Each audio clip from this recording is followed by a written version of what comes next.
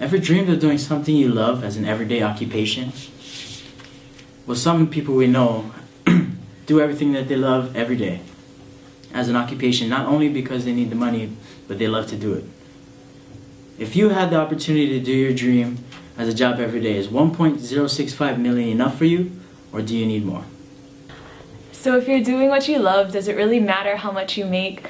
There's a lot of artists who do what they love just because, you know, they enjoy painting or like drawing and sketching, not because, you know, they're trying to make a lot of money off of it, but because they have a passion for it. So does it really matter how much you make?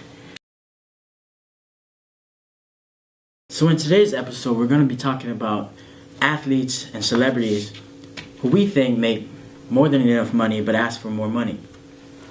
For example, Floyd Mayweather this past year from June 2011 to June 2012 made $85 million. Yet, he did not want to split the next fight, possibly with Manny Pacquiao, 50-50. One of the reasons why this super fight couldn't happen. Another example is A-Rod. He makes $30 million from the Yankees alone. One source told me that top five Yankees players made more than one MLB team, entire MLB team in the league. Moving on to actors and all those celebrities, how can we forget Charlie Sheen? We all know that he demanded a 50% raise for what he made on the show 2.5 Men, which actually meant that he was making $2 million per episode before, but now he wants $3 million. That's pretty ridiculous if you ask me. Probably wants to help pay for all of his drugs and stuff. But yeah, and then Tom Cruise, he's apparently the highest paid actor in Hollywood. He made $75 million in 1 year from May 2011 to May 2012. And all I have to ask is why Tom Cruise?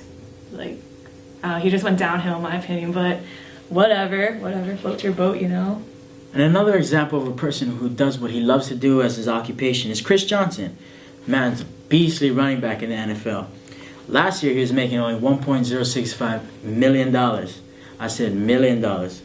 This year he demanded that he get a contract raise to be paid as the highest, like among the highest paid running backs in the league, because he thinks he has some skills, and he does have skills.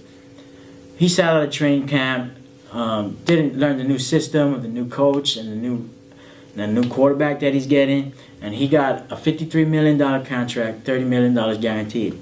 Now this guy got skills. With that kind of money, I expect him to produce. This year he's not doing such a great job in producing, and people are getting on him to produce. I mean, Chris, if you're going to ask for this much money, you're going to produce. I'm all for raises in athletes, but if you get a raise, you got to produce what you say you are. And believe it or not, Kristen Stewart is apparently the highest paid actress in Hollywood. I believe it was like $37 million that she's made so far.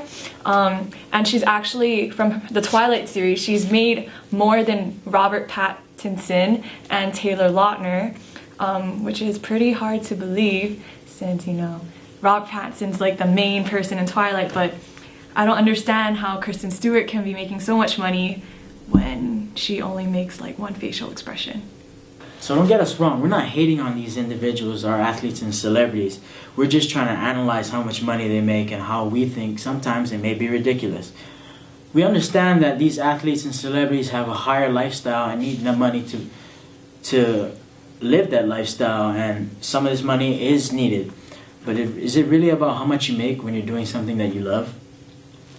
Clearly we're all consumers of these American pastimes, you know, movies, TV shows, watching sports games, but it's so ridiculous to think that these entertainers are getting paid like so much more money from us regular people. It's not fair. This is income inequality, and it sucks.